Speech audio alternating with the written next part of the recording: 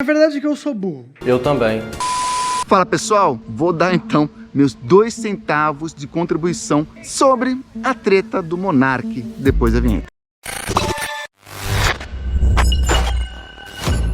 Fala pessoal, meu nome é Nicolas, eu sou um neuromágico. Se é a sua primeira vez aqui no canal, seja muito bem-vindo. Aqui eu mostro como coisas que nós pensamos que são sobrenaturais podem ser um truque de mágica ou um número de hipnose. E quando aconteceu o problema lá, a treta do Monark, muitas pessoas me pediram para comentar. Aliás, parece que era obrigação, né? Todo mundo precisava falar do assunto. O professor Túlio Viana, que é meu amigo e tem vídeo com ele aqui no canal, até fez um post que foi cirúrgico, chamando de preciosismo moral. Essa necessidade que eu tenho de mostrar que eu não compactuo com isso, de arrotar valores morais na internet. Eu até fui convidado para participar do episódio do nosso podcast que comentou sobre o caso do Monark.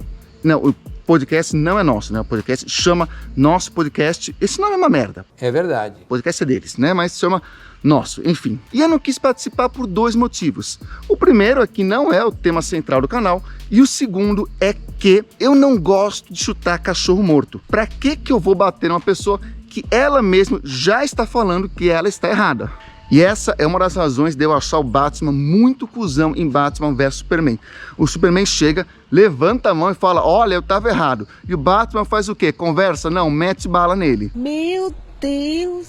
Por isso eu pensei em fazer uma coisa melhor. Falar sobre a irresponsabilidade em podcasts, incluindo negacionismo e pseudociência. Então vamos lá. O termo podcast é acreditado ao jornal britânico The Guardian em 12 de fevereiro de 2004, a primeira vez que esse termo foi usado. O primeiro podcast do Brasil foi ao ar em 21 de outubro de 2004, que chamava Digital Minds, e era apresentado por Danilo Medeiros. E aí se popularizou esse formato de podcast, que é o formato do Flow, é o podcast com vídeo. A ideia é ser um bate-papo de boteco. Só que aí já começa um grande problema, porque não dá para ser um bate-papo de boteco com milhões de pessoas vendo você. Quando você bate papo no boteco, as besteiras que você fala fica ali. E às vezes não. No podcast não, vai ao ar, pessoas escutam aquilo, pessoas se identificam com aquilo toma proporções do tamanho da internet. A ideia era ser um ambiente plural, até aí ok, onde o convidado podia ir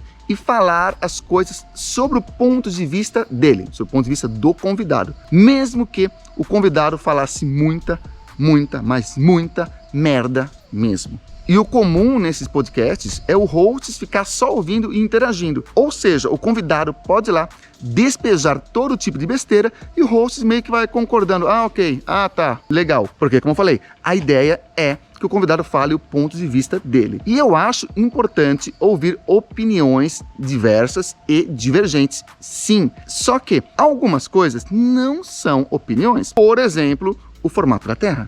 E olha, a lista de besteiras faladas em podcasts é grande. É desde o Xandão falando que a Terra não é esférica, passando pela Márcia Sensitiva falando de frequências vibracionais e ainda falando que aquilo era ciência, que aquilo é física quântica. Não. Aí tem a Gretchen falando que barras de axis são uma ciência. Que é o meu marido, que é musicoterapeuta.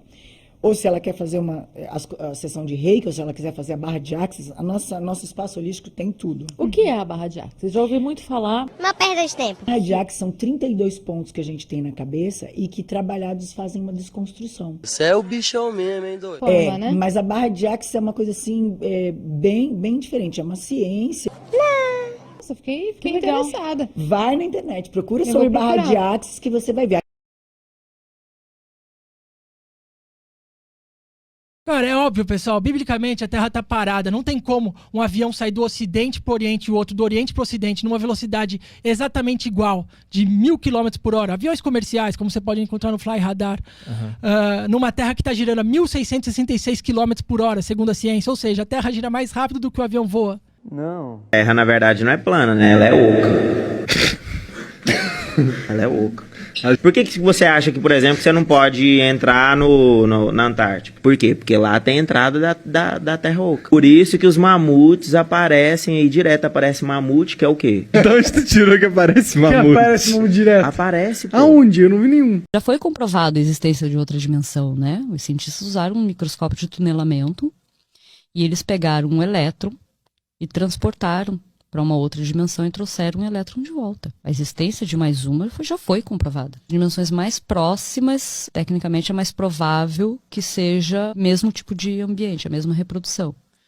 Então... Mas talvez, ao invés de você estar aqui, seja uma outra pessoa no seu lugar, você esteja fazendo outra coisa. Entendi. E se você está gostando até agora, inscreva-se, ative as notificações e para me acompanhar mais de perto, siga-me também no Instagram. O meu Instagram é @neuromágico. E aí, aconteceu o que aconteceu com o Monark. E só aconteceu o que aconteceu com o Monark porque ele falou uma besteira, uma atrocidade que é muito fácil para as pessoas perceberem o quão absurdo é o que ele falou. Ele falou uma besteira que todo mundo tem consciência que é uma besteira. E besteira é um eufemismo. E não é querendo comparar a gravidade das coisas, mas já havia sido falada, já vinham se falando muitas e muitas besteiras em podcasts, muito antes disso aí. Só que não eram besteiras que todo mundo percebe como besteira.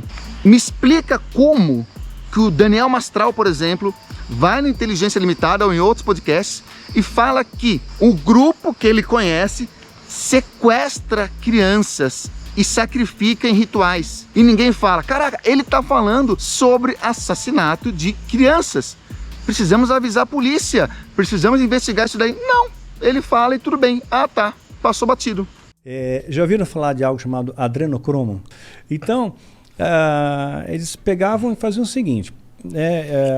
o ritual do para extrair o adrenocromo, né, você tem que aterrorizar a vítima, né, de preferência são crianças, né?